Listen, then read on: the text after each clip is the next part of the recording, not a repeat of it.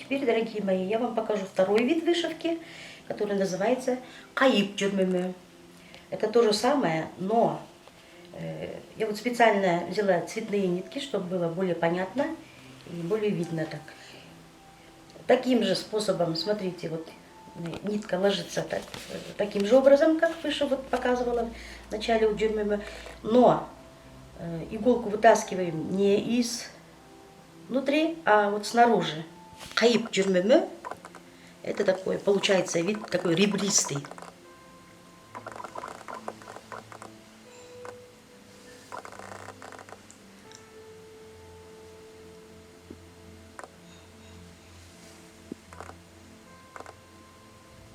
Вот более такой объемный.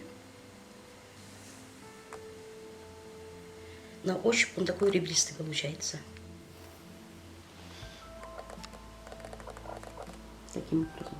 Вначале мы брали вот таким образом, а теперь вот кайып жүрмөмө снаружи.